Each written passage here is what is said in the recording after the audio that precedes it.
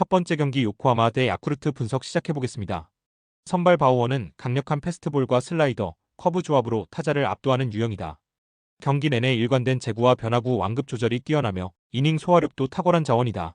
타선은 중심 타선의 장타 생산력이 뛰어나고 하위 타순도 출루 기여도를 높이며 연계 플레이가 살아있다.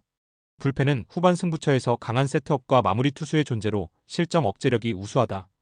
선발 시모카와는 경기 초반 볼 배합은 유연하지만 구속 부족으로 인해 중후반 피안타가 급증하는 경향이 있다. 특히 스트라이크 존 공략이 일정하지 않아 볼넷 허용률이 높은 편이며 장타 허용이 잦다. 타선은 상위 타수는 활발하나 중심 타선의 결정력 부족으로 찬스 살림에 실패하는 경우가 많다. 불펜은 기복 있는 피칭이 이어지고 있어 접전 상황에서 흔들릴 위험이 존재한다. 요코하마는 바우어의 안정적인 이닝 운영과 강한 삼진 능력으로 초반부터 주도권을 쥘 수 있는 흐름이다. 타선의 득점 루트도 다양하며 하위 타순까지 기회 연결이 원활해 생산성이 높다. 야쿠르트는 선발 시모카와의 중반 이후 구위 저하와 불펜의 흔들림으로 인해 실점 위험이 크다. 전체적인 전력 구조와 운영 흐름에서 요코하마가 압도적인 우세를 보이는 매치업이다. 두 번째 경기 주니치 대 요미우리 분석 시작해보겠습니다. 선발 마츠바는 변화구 제구가 날카로운 편이나 직구 구속이 떨어지며 카운트 싸움에서 수세에 몰리는 경우가 많다. 특히 좌타자 상대로는 피안타율이 높고 주자 누적 시 멘탈 흔들림도 자주 발생하고 있다. 타선은 중심 타선의 결정력 부재가 치명적이며 하위 타수는 출루 기여도가 현저히 낮다. 불펜은 초반 시즌보다 안정되긴 했지만 접전 상황에서 실점을 허용하는 장면이 반복되고 있다. 선발 토고는 강력한 직구와 슬라이더 조합으로 높은 삼진율을 자랑하며 이닝 소화력도 매우 우수한 자원이다. 특히 우타자 상대 제압력이 뛰어나며 위기 상황에서도 침착한 대응이 가능하다. 타선은 전반적으로 타격 밸런스가 뛰어나며 찬스에서 집중력이 살아나면서 득점 기대치가 높다. 불펜진은 경험 많은 자원들이 마무리 역할까지 안정적으로 수행하며 리드 상황 유지에 강하다. 주니치는 선발 마츠바의 제구 흔들림과 속도 저하로 인해 선제 실점 위험이 높다. 타선도 중심과 하위의 연결이 단절돼 점수 생산의 연속성이 떨어지는 흐름이다. 반면 요미우리는 선발 토고의 압도적인 제구력과 이닝 운영 능력 그리고 불펜의 안정감이 강점이다. 전체적인 투타 밸런스와 흐름 제어 능력에서 요미우리가 확실히 앞서 있는 구도다. 세 번째 경기 히로시마 대 한신 분석 시작해보겠습니다.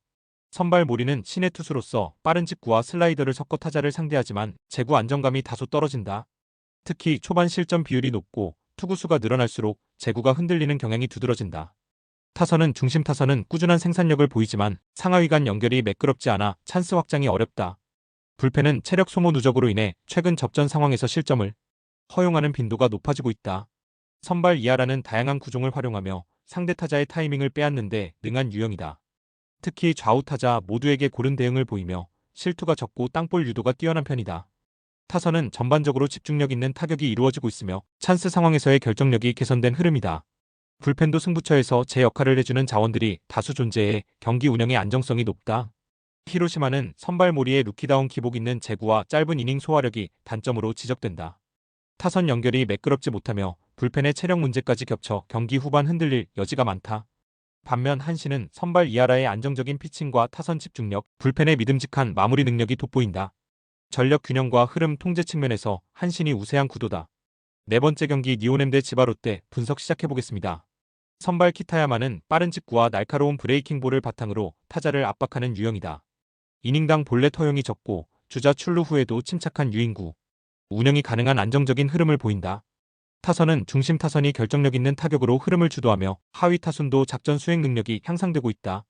불펜 역시 최근 들어 피칭 밸런스를 되찾으며 실점 억제력이 강화된 모습이다. 선발 보스는 경기 초반 구위는 괜찮지만 이닝이 길어질수록 제구 흔들림과 피안타가 급증하는 경향이 있다. 주자가 누적되었을 때 위기관리 능력이 떨어지며 피홈런 비율 또한 높다는 점이 단점이다. 타선은 상위 타선의 출루율은 유지되지만 득점권에서 집중력이 떨어지는 모습이 잦다. 불펜은 필승조 외에는 구속 대비 위력이 부족하며 박빙 상황에서 자주 흔들리고 있다. 니포넴은 선발 키타야마가 안정적인 이닝 소화와 제구력으로 경기 흐름을 잘 통제하고 있다. 타선 역시 찬스 때 한 방을 만들어낼 수 있는 결정력이 돋보이며 불펜의 최근 상승세도 강점이다. 반면 지바롯데는 선발 보스의 이닝 소화 한계와 피장타 위험이 존재하며 후반 집중력 저하가 자주 나타난다. 전체적인 투타 밸런스와 경기 운영 능력에서 니포넴이 우위를 점할 수 있는 경기다. 다섯 번째 경기 라쿠텐 대 소프트뱅크 분석 시작해보겠습니다. 선발 후지인은 직구 구속은 나쁘지 않으나 변화구 제구가 불안정하여 카운트 싸움에서 밀리는 경우가 많다. 특히 2스트라이크 이후 마무리 구질이 부족해 피안타율이 높아지는 약점이 반복되고 있다. 타선은 중심 타선의 장타력은 존재하지만 상하위의 연결력이 부족해 득점 기회가 단절되는 흐름이 많다. 불펜은 최근 연투 부담이 누적되면서 경기 후반에 실점이 자주 발생하고 있다.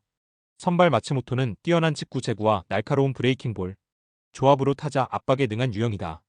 특히 위기 상황에서 삼진으로 카운트를 정리하는 집중력이 높으며 이닝 소화 능력도 안정적이다. 타선은 중하위까지 장타 생산 가능 자원이 분포해 있어 찬스 확장이 잘 이루어진다. 불펜은 리드를 잡은 이후 안정적으로 경기를 마무리할 수 있는 체계가 갖춰져 있다.